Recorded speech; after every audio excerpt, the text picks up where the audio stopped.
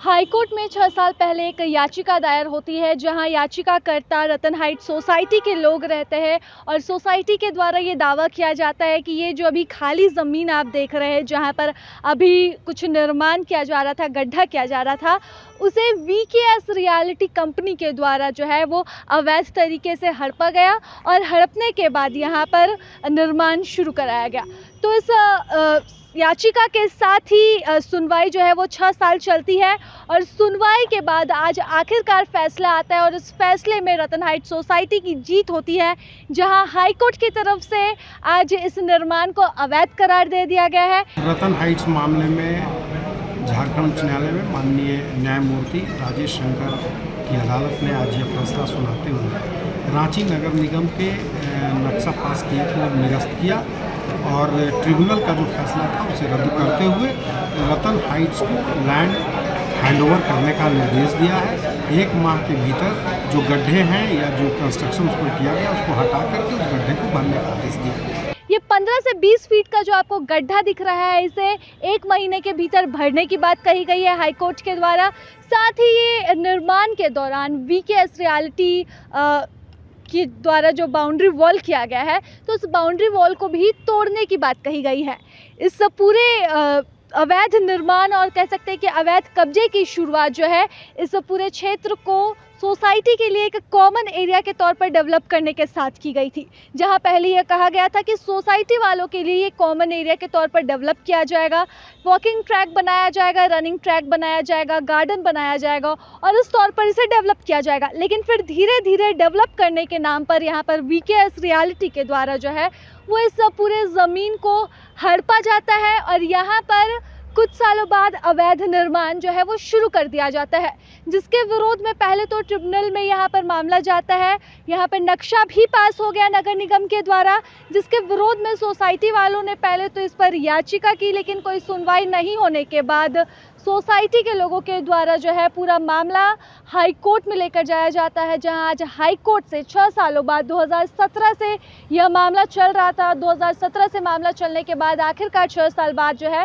वो इस मामले में रतन हाइट सोसाइटी की जीत हुई और निर्माण है अवैध करार दे दिया गया है। 1 महीने का समय दिया गया है पूरे गड्ढे को भरने का। बातचीत करते हैं यहाँ के लोगों से, समझने की कोशिश करते हैं कि इस फैसले के साथ ही उनके चेहरे पर कितना सुकून है, कितनी खुशी है। चूँकि कहा जा रहा था कि निर्माण के साथ ही बिल्डिंग के एक तरफ की दीवार जो है उसमें दरार शुरू हो गई थी और अगर निर्माण होता है तो फिर यह बहुत खतरनाक साबित होगा यहाँ के लोगों के लिए। तो एक लंबे संघर्ष के बाद जब सत्य की जीत हुई, तो क्या कुछ कहना है यहाँ के सोसाइटी के लोगों का, बातचीत करते हैं उनसे। और इस पर एक एग्जिस्टेंस पर खतरा हो गया था, कभी भी गिर सकता था ये, तो है ना। खतरे से आप लोग बाहर आ चुके हैं? नहीं, जब भराएगा तब वो बाहर आएंगे। 1 महीने का समय दिया गया है, तो लोगों को बहुत रिलीफ हुआ। लाइफ एंड लिबर्टी दोनों, संविधान की धारा 21 का उल्लंघन था, दोनों खतरे में था, है ना। तो अब थोड़ा राहत की सांस ले रहे हैं लोग यहाँ के। सिर्फ सोसाइटी के तरफ से नहीं थी, एक सोसाइटी के तरफ से थी और बाकी 3 और याचिकाएं 2 डिफरेंट सोसाइटी के रेजिडेंट्स की ओर से भी की गई थी।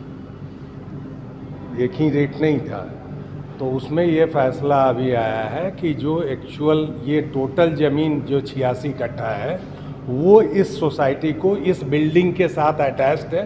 वैसे ही नक्शा पास हुआ था और आज के डेट में इसकी प्रॉपर्टी है, यहाँ के रेजिडेंट्स की प्रॉपर्टी है। उसमें किसी और का कोई क्लेम, बिल्डर या लैंड ओनर का कोई क्लेम नहीं बनता है। ये फैसला आ चुका जो कि सही है, यही होना था। जो लोग कर रहे थे उनके मन में बेईमानी थी, इसलिए कर रहे थे, जो गलत है। किस तरह से दिक्कत होती अगर निर्माण हो जाता तो दिक्कत होती वो तो बाद की बात है। हमारी प्रॉपर्टी के आधे से कम में हमको लिमिट कर रहे हैं और बाकी आप ज़बरदस्ती ये करके उसको अपना कंस्ट्रक्शन करा रहे हैं, उसमें ह्यूज प्रॉफिट अर्न कर रहे हैं। जो मेरी प्रॉपर्टी है बेसिकली, मैंने ऑल द 48, ये 86 कट्ठा का 1-1 कट्ठा हिस्सा लगभग सबको पड़ा था जो ओपन स्पेस है। उस ज़मीन पर कोई और करके और अपना प्रॉफिट कमा रहा है, ये तो गलत था। इसलिए खैर फाइनली जुडिशियल सिस्टम प्रिवेल किया और ये जो होना था लॉजिकली करेक्ट था। काफ़ी लंबे मतलब 6 महीना काफ़ी हम लोग तनाव में रहे हैं यहाँ पर। छोटे छोटे बच्चे भी है और रोड भी सब धंस गया है और जो हम लोग को सेपरेट रोड मिला है वो भी धंसा हुआ है। और अब आखिरकार जा कर के खंडेलवाल सर के चलते हैं और प्रेरित जी जो एडवोकेट हैं उनके चलते, सुमित करोड़िया जो एडवोकेट हैं, उन सब का इसमें योगदान है पूरा, और आज हम लोग इस पोजीशन में आए हैं। अच्छा, कि निर्माण हो जाता तो कितना खतरनाक रहता आप लोगों के लिए? अगर निर्माण हो गया होता तो बिल्डिंग कभी भी धंस सकता था, कोई बड़ा बात नहीं है। इनफैक्ट अभी भी धंस सकता है, अगर इसको गड्ढा नहीं भराया जाए तो आज भी धंस जाएगा बिल्डिंग। उससे बहुत बड़ी राहत मिली, क्योंकि बहुत बड़ा डिजास्टर हो जाता।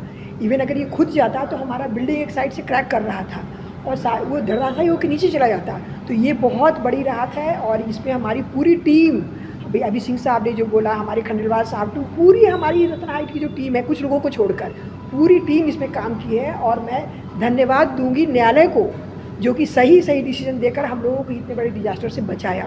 हाँ, 5.5 साल से ये लड़ाई चल रही थी। अब पिछले 6 महीने से कुछ हम लोगों को जीत हासिल हो रही है।